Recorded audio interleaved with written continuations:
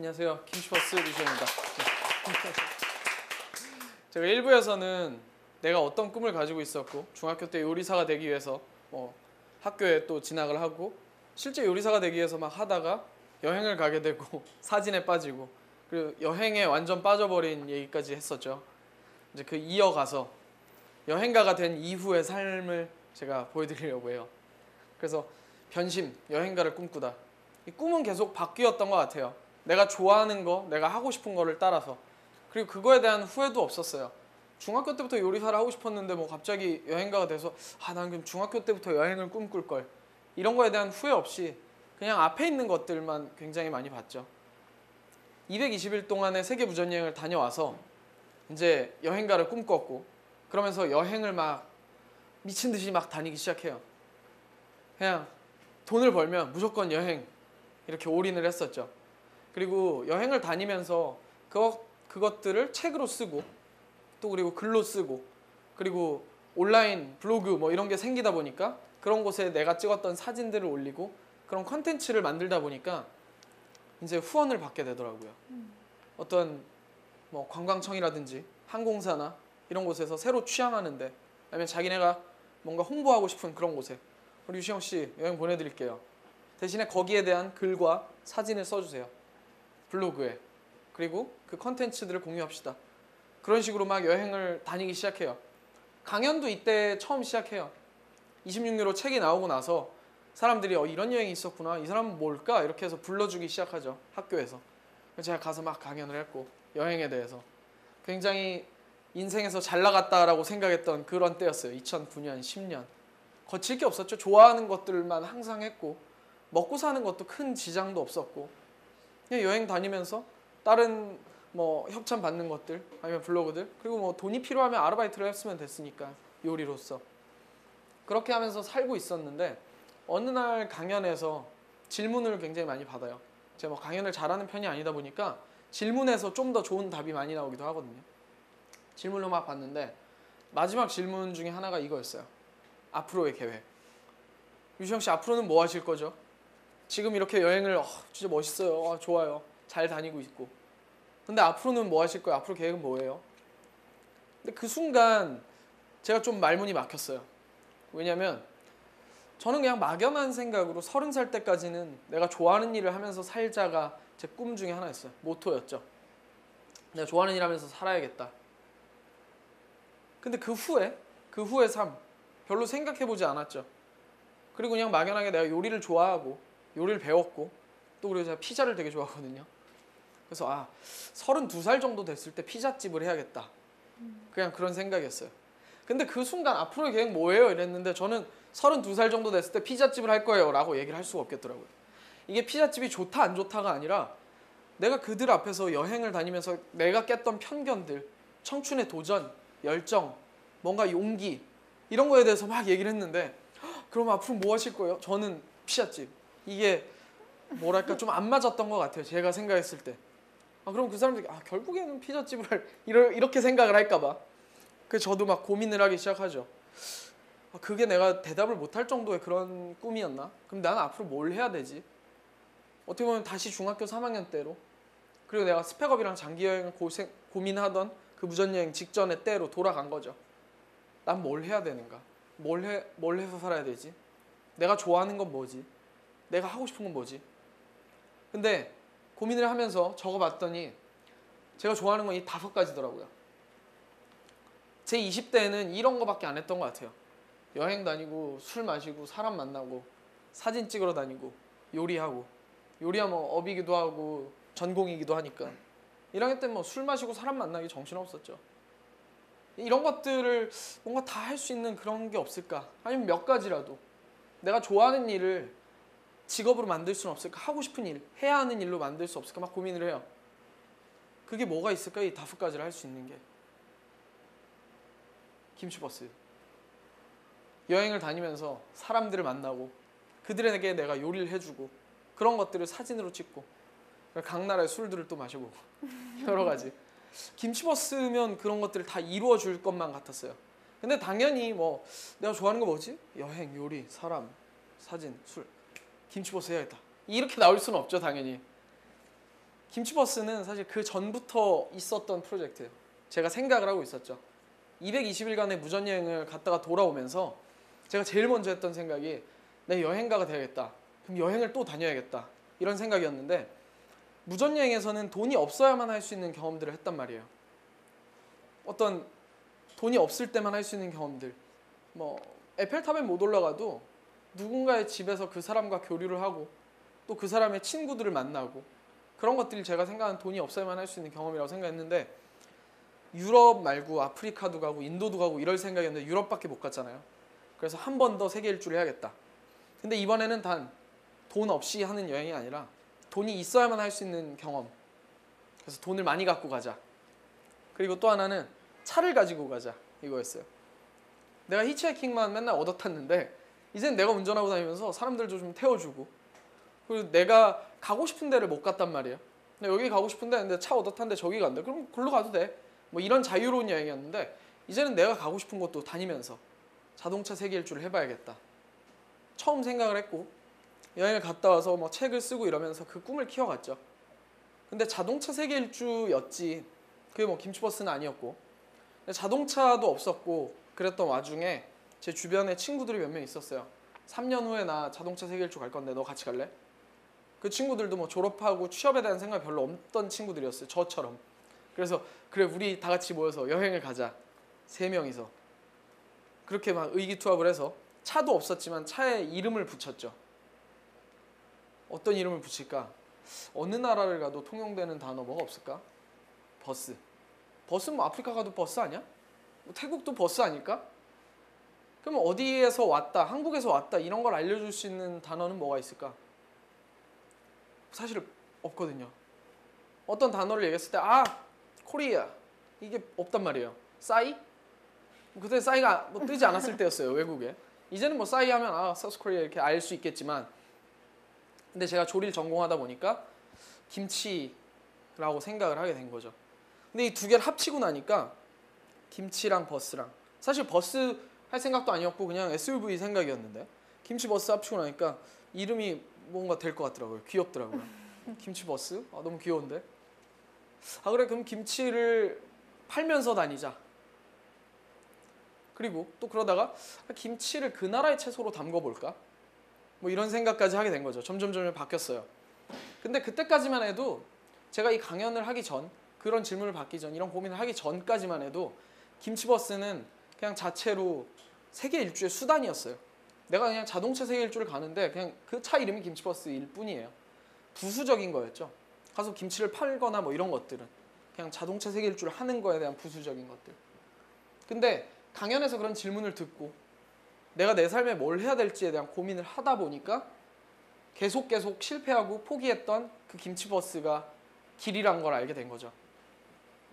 그래 김치버스가 세계 일주의 수단이 아니라 내가 하고 싶은 일이고 내 꿈이고 내 희망이고 내가 해야 할 일이 되도록 만들어야겠다라는 생각을 하게 된 거예요.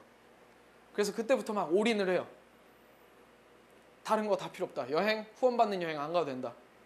근데 아르바이트만 하면서 차가 없어도 가야겠다. 돈이 없어도 가야겠다. 혼자라도 가야겠다. 이런 생각으로 준비를 해요. 어차피 돈 없이 차 없이 혼자서 무전여행 갔다 왔기 때문에 그런 결심을 하는 게 더 쉬웠죠. 그래서 막 그때부터 올인을 해서 김치버스라는 걸 기획을 하기 시작하는데 운 좋게 뭐 몇 군데 기업에서 손을 들어줘요. 뭐 자동차 기업 뭐 유명한데 어디 근데 식품 기업 어디 그런 것들을 통해서 저도 한층 성장을 하죠. 제안서가 정말 수백 번, 수십 번 계속 퇴짜를 맞았어요. 뭐 그냥 홍보실에 보내기도 하고 찾아가기도 하고 뭐 편지를 써보기도 하고 지인을 통해서 뭐 가기도 했죠. 그러면서 제안서는 계속 퇴짜를 맞고 그러면서 좀 업그레이드가 됐고 좀 더 뭐랄까 구색을 갖췄죠. 그래서 사실 한국을 알리겠다 뭔가 애국심은 없었어요. 그냥 한국을 알리고 김치를 알리겠다는 거는 포장이었죠. 그냥 프로젝트를 하기 위해서 다른 사람의 돈을 받기 위해서. 그래서 구두로 후원 약속을 받아요. 몇 군데에서. 후원 약속을 받고 나니까 돈은 들어오지 않은 상태였지만 이게 로망만 가득한 세계 여행의 꿈이 아니라 현실되더라고요. 물론 돈이 안 들어왔지만 나는 이제 떠나야 됐고 그냥 다니면서 여행하고 사람들을 만나고 요리를 나눠주고 사진을 찍고 이런 여행이 아니라 해야 하는 의무가 생긴 그런 여행이 된 거죠. 그리고 정해진 그 예산 안에 내가 정해진 안전한 기간, 그 기간 동안 안전하게 다녀와야 되고 그런 성과를 내야 된다는 부담감도 당연히 왔죠. 되게 힘들었어요. 근데 어차피 돈은 안 들어오는데 나는 출발하기로 마음을 먹었고 후원을 약속받았고 뭐 기사도 몇 군데 나간 상태였어요. 그래서 출국 일을 더 이상 미룰 수는 없다. 그러면 돈을 빌려서라도 차를 사야겠다. 그런 생각을 했고 막 돈을 빌리기 시작해요. A 선배 뭐 200만 원, 뭐 B 선배 300만 원, 누구 C 후배 100만 원 막 이렇게 십시일반 모으죠. 그래서 5천만 원을 모아요. 그래서 차를 사고 랩핑을 하고 김치 냉장고도 사고 뭐 이것저것 준비를 해요. 남는 돈이 거의 없더라고요. 러시아 가는 그것까지 끊고 나니까. 러시아에서 생각은 이런 거였어요. 출국을 해서 블라디보스토크로 가서 배를 타고 블라디보스톡에서 쫙 30일 동안 운전을 해서 이제 모스크바까지 간 다음에 이벤트를 한번 크게 하고 유럽으로 넘어가야겠다. 근데 그게 잘 안 이루어지기 시작하죠. 출발에서부터 문제가 됐던 거는 뭐 차였어요. 저희 차가 예산이 없고 예산을 받기 직전이고 그리고 돈을 빌려서 사다 보니까 시간도 없고 그러다 보니까 중고차를 사게 됐는데 중고차가 문제였고 그리고 저희는 운전 뭐 차량 정비 이런 거에 대한 지식이 없다 보니까 차가 급기야 출국 직전에 엔진이 고장나는 사태가 발생하죠.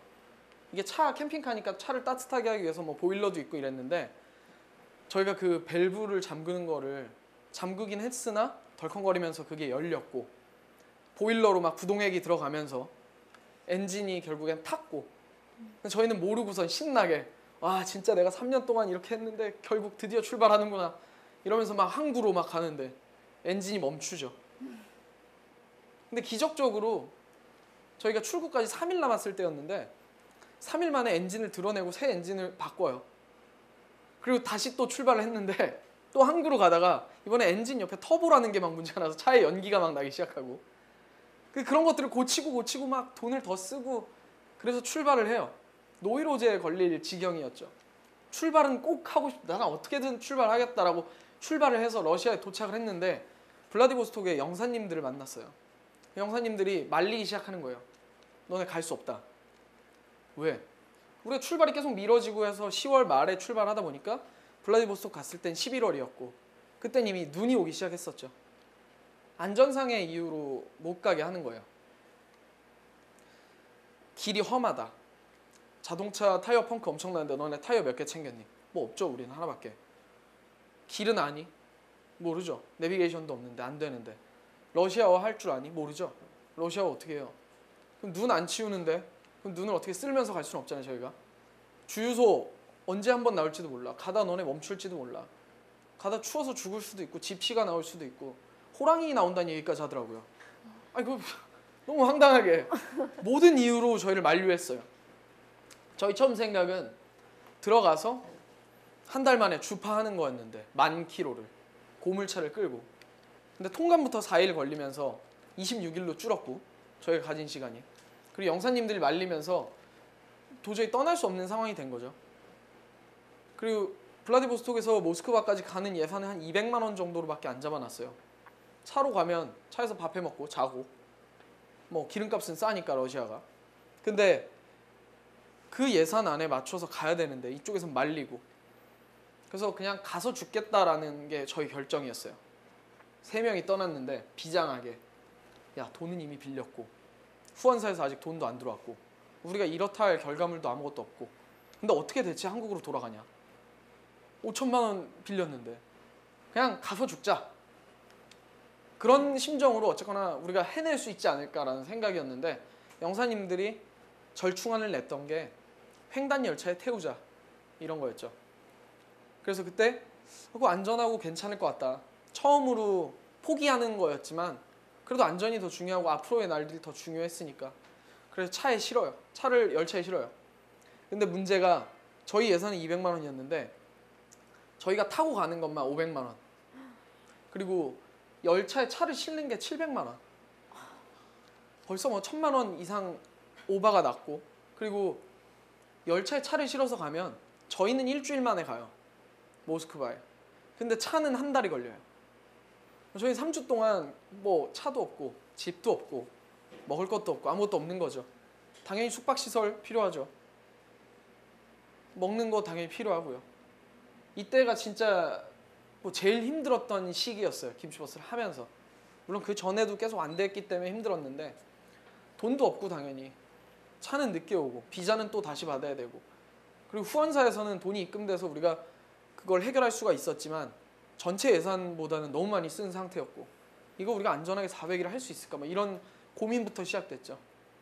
그러다 보니까 먹는 것들도 제대로 못 먹기 시작하고 하루에 라면 한 끼 먹고 뭐 남의 집에서 이렇게 카우치 서핑이라고 여행자들 사이트가 있는데 그런 친구들 집에서 같이 자고 그리고 저희가 모스크바에 도착해서 차를 찾을 때까지 이제 그 시베리아 횡단 열차 타고 오는 차를 찾을 때까지 모스크바에 있는 문화원에 있었거든요.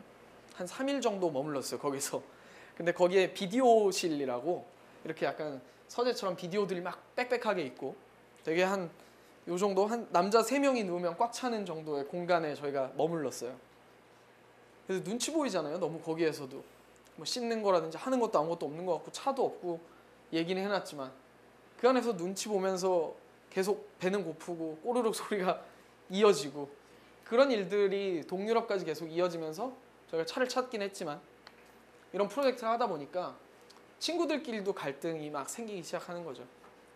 남자 셋이서 얼마나 많이 싸우겠어요. 이 안에서. 그리고 처음 본 친구가 아니라 이미 알던 친구들인데도 불구하고 그렇기 때문에 서로를 너무 잘 알기 때문에 싸우는 거죠. 마트에 가요. 오늘 뭘 먹지? 내가 먹고 싶은 건 A예요. 근데 얘네 둘은 시큰둥한 거야. 또 얘가 먹고 싶은 건 B야.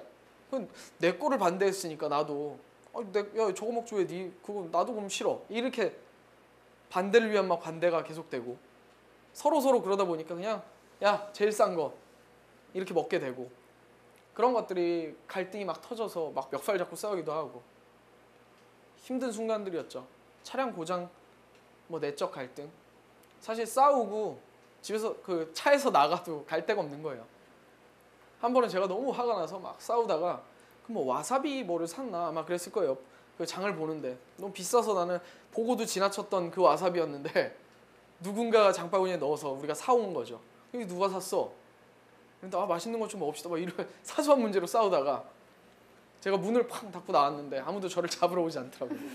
저 역시도 다시 돌아가야 됐고 뭐 그런 일들이 비일비재했어요. 근데 그렇게 힘들고 그 짧은 시간에 뭔가를 계속 만들어내야 됐고 의무가 있는 여행이었죠.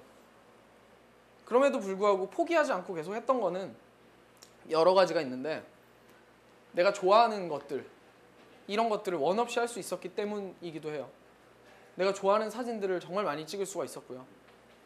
26유로 무전여행 때보다는 확실히 좀 실력이 많이 좋아졌어요. 카메라도 좋아졌고 그래서 저만 찍을 수 있는 그런 여행 스팟에 가서 멋있는 사진 찍을 수 있었고 그리고 요리를 할 줄 알고 한식을 할 줄 안다는 이유로 굉장히 많은 사람들에게 환대를 받고 세계 최고의 조리학교에서 저희가 한식으로 강연을 막 해요. 말도 안 되는 뭐 미국의 CIA라든지 뭐 캐나다의 GBC 조지 브라운 칼리지라든지 아니면 프랑스의 뭐 폴 보키즈 뭐 이런 세계적인 학교들에서 그 세계적인 셰프들을 배출해내는 그 교수님들을 대상으로 한식은 이런 것입니다. 저희가 사실 한식을 뭐 잘하기 때문에 했던 게 아니라 그 사람들이 궁금해하는 걸 우리가 어느 정도 풀어줄 수 있었고 이런 것들을 하기 위해서 저희도 굉장히 많이 공부를 했고요. 어쨌거나 내가 좋아하는 사람들을 만나고 요리를 할 수가 있고 그 사람들과 문화를 나눌 수가 있고 그런 것들이 굉장히 중요했죠. 근데 이런 것들보다도 내가 좋아하는 것들보다도 더 중요했던 거는 내 선택이었기 때문이에요. 3년 동안 아무도 그게 좋겠다, 재밌겠다, 해봐라 라는 사람이 없었어요. 말렸죠.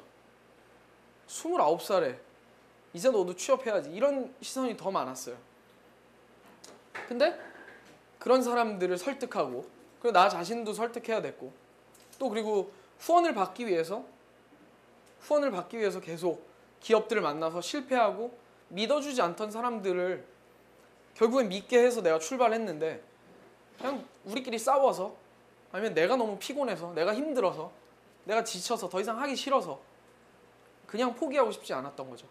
왜냐면 내 선택이 옳았다는 거를 증명해주고 싶었으니까. 그렇게 400일의 여행을 잘 마쳐요. 정말 순조롭지 않은 여행이긴 했지만 어쨌거나 400일 그것만 보면서 달려왔고 그렇게 잘 마치죠.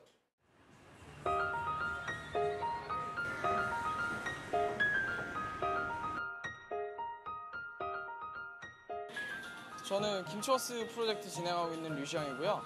뭐 요리사가 직업이기도 하고 뭐 작가이기도 하고 여행가이기도 하고. 네. 김치버스는 2011년부터 전 세계를 5년 동안 34개국을 여행하면서 한국을 알리고 또 한국 음식 문화를 알리던 그런 프로젝트인데, 이게 이제 시즌 3번을 거치면서 차량도 많이 노후된 것도 있고, 그래서 그거를 뭐 전시할 겸 또 홍보도 할 겸 영리 프로젝트를 하면서 비영리 프로젝트를 이어갈 겸 이렇게 건대 푸드트럭으로 자리를 잡고 있습니다.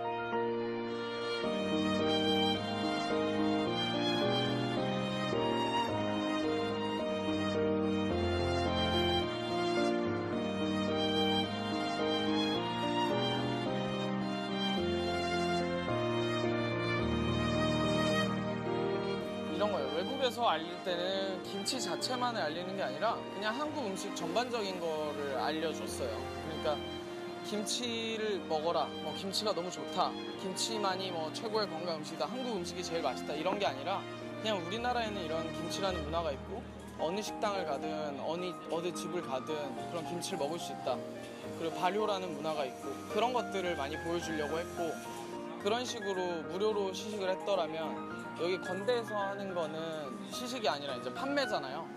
그리고 한국 사람들은 이미 김치를 알고 있는데 뭐 김치를 굳이 알릴 필요도 없고, 그래서 외국에서 하는 프로젝트들을 어떻게 보면 계속하기 위한 영리 프로젝트고, 이거는.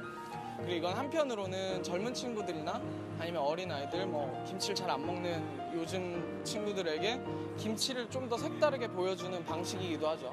외국인들도 이렇게 해서 먹을 수 있었고 이런 걸로 굉장히 좋아했고, 그런 것들을 보여주기 위함이기도 하고요. 그래서 우리나라에서는 사라져가는 김장 문화나 김치에 대한 고정적인 관념, 그런 것들을 좀 제고하고 우리의 문화를 좀 더 많이 보여주려는 거고, 이것들이 잘 돼야 나중에 외국 나가서 하는 홍보도 좀 더 즐겁게 잘할 수 있겠죠. 앞으로는 그냥 계속 이거를 꾸준히 이어가고 싶어요. 많은 사람들이 김치버스 아직 뭐 모르시는 분도 있고, 뭐 맛집으로 알고 있는 분도 계시고, 아니면 세계 여행을 했다더라, 그래서 뭐 김치를 알렸다더라, 이렇게 알고 계신 분도 있어요. 근데 뭐 김치버스가 계속 알려져서 점점 계속 꾸준히 이어가서, 이 친구들은 뭐 그냥 단기적으로 어떤 돈을 벌려고 아니면 인지도를 위해서 아니면 어떤 목적성만 가지고 그렇게 하는 게 아니라 굉장히 오랜 시간 꾸준히 하는구나, 네, 그렇게 인식됐으면 좋겠고, 저희가 그런 쪽으로 계속 좋은 의미를 가지고 프로젝트를 이어가도록 하겠습니다.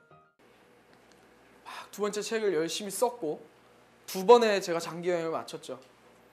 그럼에도 불구하고 해결되지 않는 거는 뭐 이런 거였어요. 먹고 사는 일. 처음 여행을 갔다 와서도 아까 여러분들이 말씀하셨던 것처럼 되게 부럽다, 되게 멋있게 산다, 그랬지만 저는 항상 먹고 사는 문제에 직면해 있었고, 400일의 김치버스가 대단한 프로젝트였고 거의 3억 원 가까이 돈을 받아서, 펀딩을 받아서 그것들을 쓰면서 정말 많은 일들을 했어요. 근데 다녀와서 저에게 주어졌던 거는 그대로였죠. 2번의 경험, 대단한 경험이었고 잊을 수 없는 경험이었고, 내가 어떻게 살아야 되는지에 대한 그런 지침이 됐는데, 그게 돈을 벌어다 주진 않았어요, 당장. 그래서 저도 고민을 하죠. 그래, 30살 때까지는 내가 좋아하는 일 하면서 살자라고 생각하고 이렇게 살았는데 정말 행복했고, 근데 이제는 갔다 오니까 31살이 됐고, 나도 결혼도 하고 싶고 돈도 벌어야겠고 뭐 애도 낳고 싶고 여러 가지 하고 싶은 것들이 있잖아요. 그런 걸 하기 위해서 돈을 벌어야겠다, 취업을 해야겠다. 처음에는 푸드트럭도 생각을 했었어요. 외국에서 그런 것들을 많이 봤었고, 그리고 나는 이미 차가 있으니까 굳이 폐차할 이유가 없잖아요. 푸드트럭을 해볼까. 근데 결정적으로 우리나라에는 푸드트럭에 대한 문화가 아예 없었고, 2번째로는 돈이 없었어요. 아무리 차가 있다 그래도 뭐 개조를 해야 됐고 뭐 여러 가지 비용이 필요했는데, 저는 당장 월세를 내야 됐고 당장 일을 하러 가야 됐거든요. 뭐 강연도 했어요. 틈틈이 강연도 하고 그러면서 아르바이트도 계속 하고, 그래서 고민을 하는 도중에 이제 취업에 대한 제의가 오죠. 진짜 꿈만 같게도 모 대기업에서 그 8년 전에 그 선택을 난 남아야겠다라고 선택했던 그 친구보다 더 높은 직급, 더 높은 연봉으로 제의가 와요. 너 이 팀에서 일해보지 않을래? 얼마나 이 달콤해요. 그래서 굉장히 기분이 좋았죠. 아, 내가 이런 무전여행을 하고 이런 김치버스 여행을 하고 이런 것들을 했는데 어떻게 보면 남들이 가진 스펙들을 내가 가지지 못했는데 그들이 생각하는 그런 스펙이 하나도 없는데 나를 그런 높은 자리에 높은 연봉으로 해준다는 게 너무 좋잖아요. 그래서 이제 당연히 마음속으로는 결정이 났죠. 내가 어차피 취업을 할 생각이었으니까 취업을 해야겠다. 그런 고민을 할 것도 없이 근데 한번 들어보고 싶었어요. 그 담당자가 왜 나를 선택을 했는지 어떤 이유로. 그래서 제가 담당자를 찾아가죠. 기분 좋게 듣고 싶어서 저의 능력을 그 입으로. 그래서 딱 만나가지고 얘기를 듣는데 두 가지 얘기를 하더라고요.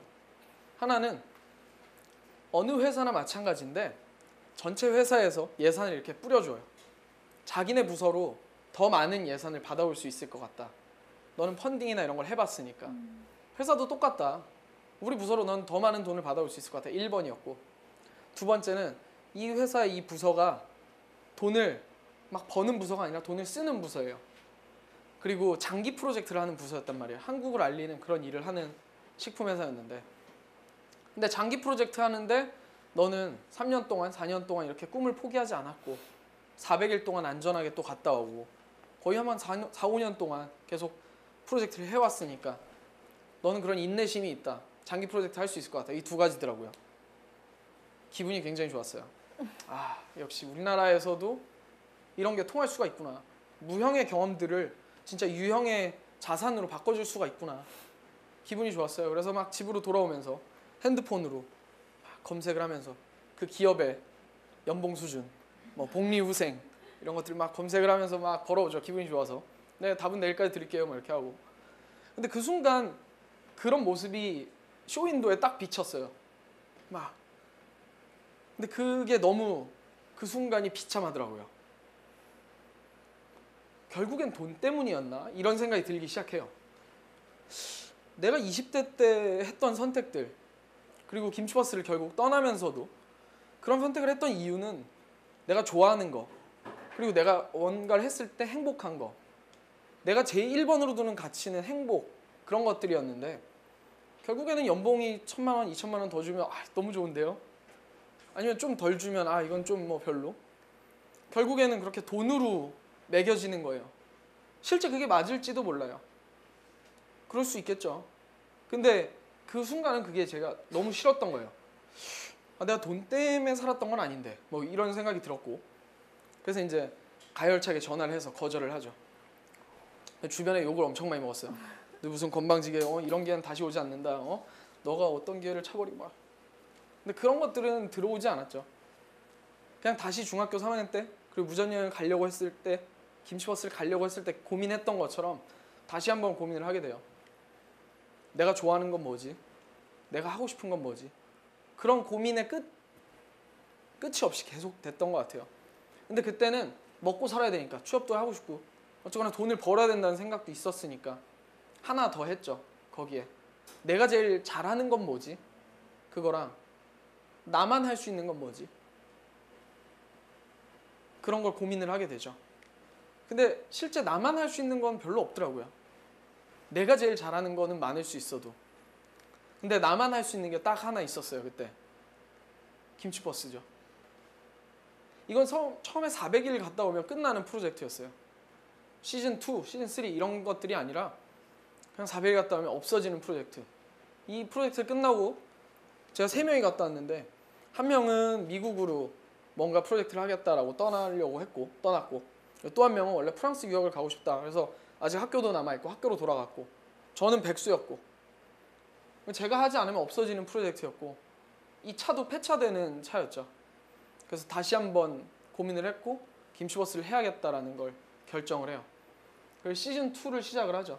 돈도 뭐 얼마 없었고 펀드 못 받았고 그리고 차는 있다 보니까 이제 한국 그리고 일본 이렇게 여행을 해요. 82일 동안. 근데 저는 이때 되게 멍청했어요. 발전이라는 게, 사람이 발전한다는 게 되게 커져야만 한다고 생각을 했죠. 처음 시즌 1은 400일을 갔다 오고 뭐 3억이 들었고 차량이 한 대였고 이랬으면 시즌 2는 발전을 해야 된다. 차량이 3대 아니면 뭐 몇 개 대륙 아니면은 3억보다 더 큰 돈, 뭐 이런 식이 발전이라고 생각을 했어요. 그런 기획을 했죠. 근데 다 실패를 해요. 안 되고 400일 갔다 왔다고 해서 뭐 또 달라지는 게 없더라고요. 후원은 또 안 되고 실패하고, 그래서 결국에는 줄여서 82일 동안 쉽게 갈 수 있는 일본이랑 한국을 가게 된 건데, 이게 되게 저한테는 전환점이기도 했죠. 사람들은 발전을 꼭 무언가 더 커지는 게 아니라 꾸준히 하는 것도 발전이라고 생각을 해주더라고요. 제가 김치버스를 처음 갔다 왔을 때 사람들 질문이 그거였어요. 앞으로는 뭐 하실 거예요? 김밥버스? 된장버스? 뭐 이런 거였어요. 근데 시즌 2를 했죠. 크던 작던. 하고 나니까 질문이 바뀌더라고요. 다음은 어디로 갑니까? 시즌 3는 어디입니까? 발전을 계속 했다라는 거죠. 저도 기분이 좋았어요. 근데 이 프로젝트를 준비하면서 당연히 이게 돈을 벌어다 주지는 않으니까 생활고는 계속 있었고, 그래서 아르바이트도 하고 뭐 이러면서 또 시즌 3를 준비를 하죠. 당연히 2014년은 브라질에서 월드컵이 열리니까 우리 월드컵을 가야지. 그래서 남미를 기획을 막 하죠. 근데 이때 정말 힘들었어요. 3번 했던 차량이라서 또 힘들기도 했고, 고장이 너무 많이 나니까 또, 그리고 후원이 안 돼서 힘들기도 했어요.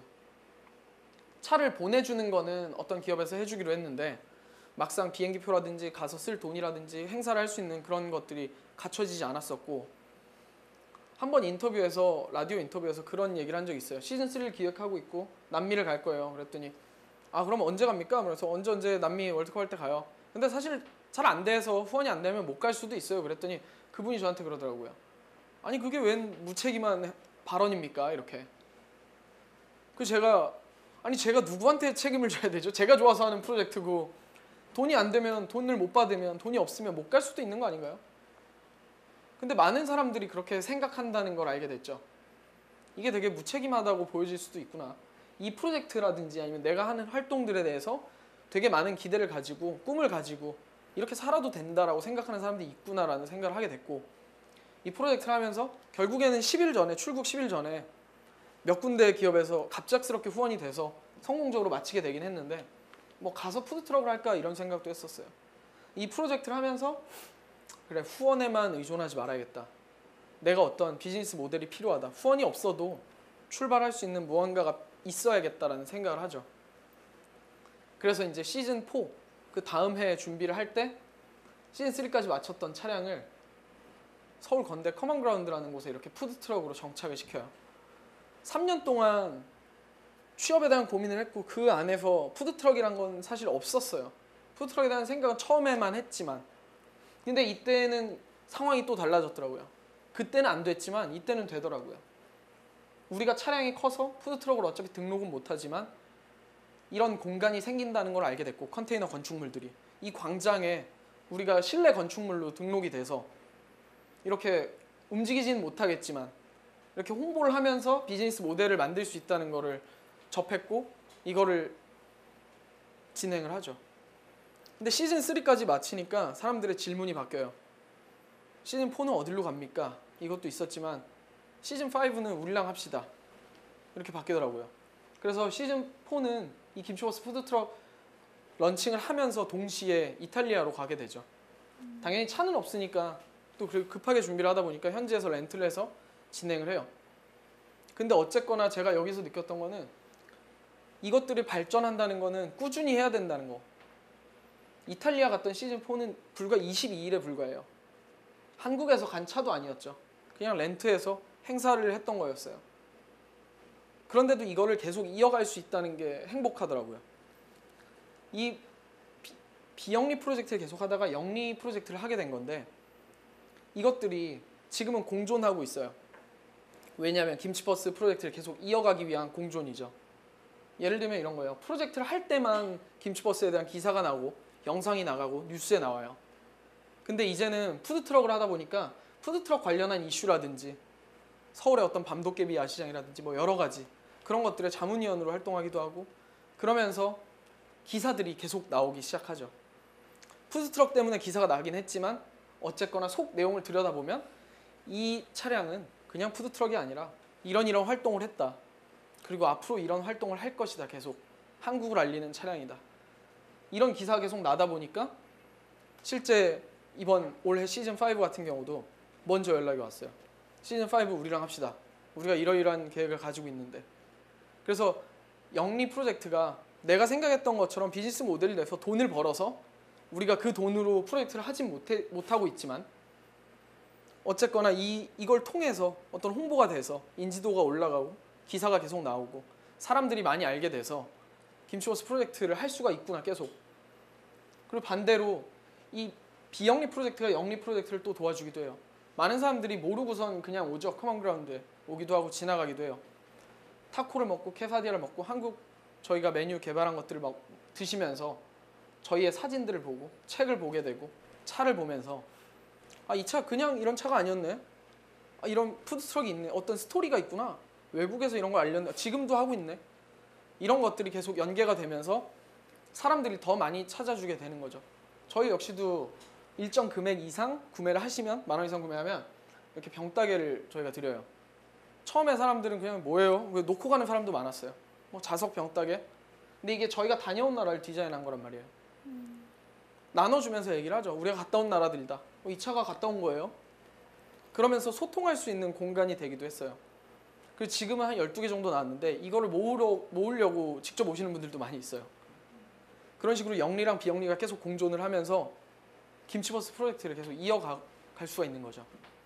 그래서 강연에서 이제는 앞으로 뭐 하실 거예요? 이런 질문에 당황하지 않고 대답을 할 수가 있어요. 제 꿈이라든지 제가 앞으로 이어갈 거라든지 그런 비전에 대해서. 이런 것들이 제가 1부에서도 얘기했고 2부에서도 계속 얘기하는 것들이 제 꿈은 계속 바뀌어 갔어요. 계속 바뀌었죠. 그리고 그것들이 뭐 여행가이기도 하고 요리사이기도 하면서 되게 다양한 길을 갔지만 결국에는 하나로 합쳐졌고 나만 할 수 있는 길이 됐죠. 그래서 김치버스 프로젝트를 계속 이어갈 수 있는 것 같아요. 근데 이렇게 할 수 있는, 이렇게 하기까지 그 두 가지가 있는데 이 두 가지에 대한 거예요. 제가 여행하면서 느꼈던 이 두 가지인데 하나는 둘 다 가질 수 없다라는 진리예요. 두 마리 토끼를 잡을 수 없다라는 속담이 있는 것처럼 이걸 저는 여행하면서 되게 많이 느꼈어요. 물론 두 마리 토끼, 세 마리 토끼 처음 1부에서 MC님이 저를 소개했던 것처럼 세 마리 토끼를 잡은 것처럼 보일 수도 있어요. 근데 절대 둘 다 가질 수 없더라고요. 예를 들면 일본 여행을 갔다고 생각을 해봅시다. 우리가 2박 3일 일본 여행을 가면 몇 끼를 먹을 수 있을까요? 뭐 많아야 15끼?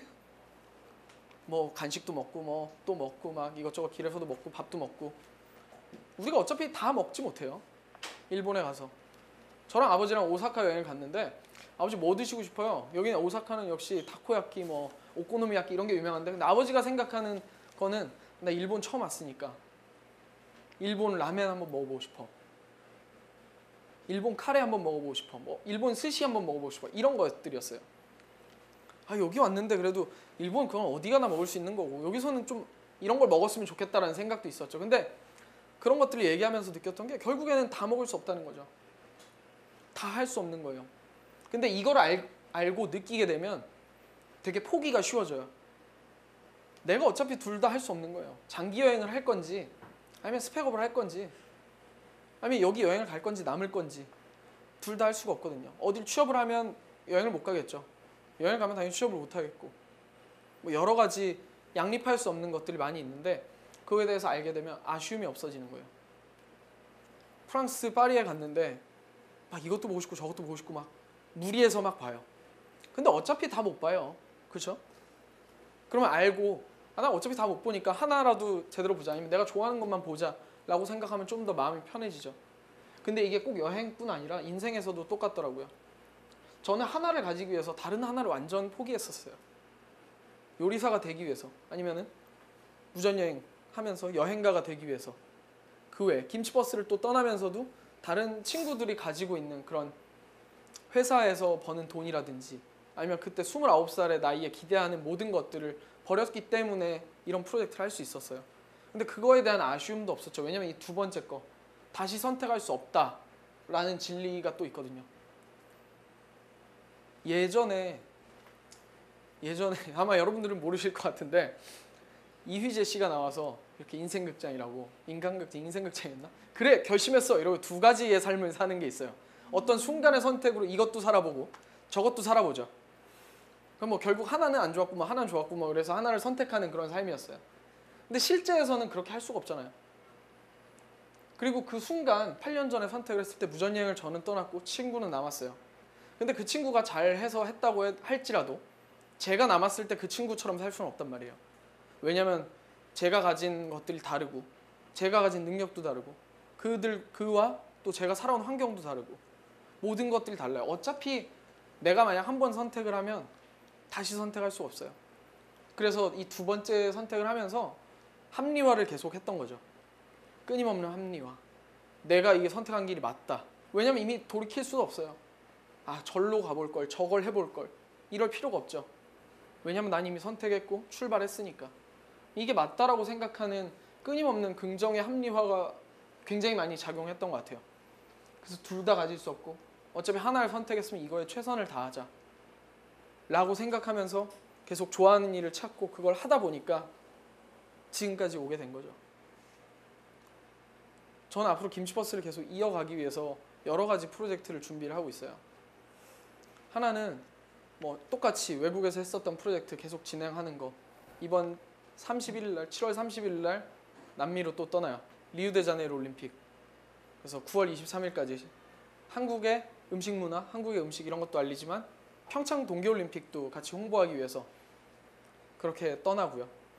그리고 외국에서 알리는 것들은 어떻게 보면 단발적이고 1년에 뭐 3달, 2달 이렇게 단편적인데 외국에 김치버스를 런칭하는 게 오히려 더 큰 도움이 되지 않을까라는 생각을 했어요. 그래서 국내에 있는 김치버스 브랜드 그대로 저희가 올 11월에 태국에 오픈을 준비하고 있어요. 다 제가 잘나서 시작한 게 아니라 많은 것들을 하고 내가 하겠다라고 많은 사람들에게 얘기를 하고 다녔더니 도움이 오고 그 사람들의 도움으로 좀 더 많은 일을 할 수 있었던 것 같아요. 근데 그런 도움이 있기 이전에 내가 꿈이 있어야 되고 내가 좋아하는 일을 분명 찾아야 되고 이 두 가지 둘 다 가질 수 없고 그리고 내가 선택했으면 그 길에서 최선을 다해야 된다라는 거죠. 제가 준비한 강연은 여기까지입니다. 네, 수고하셨습니다.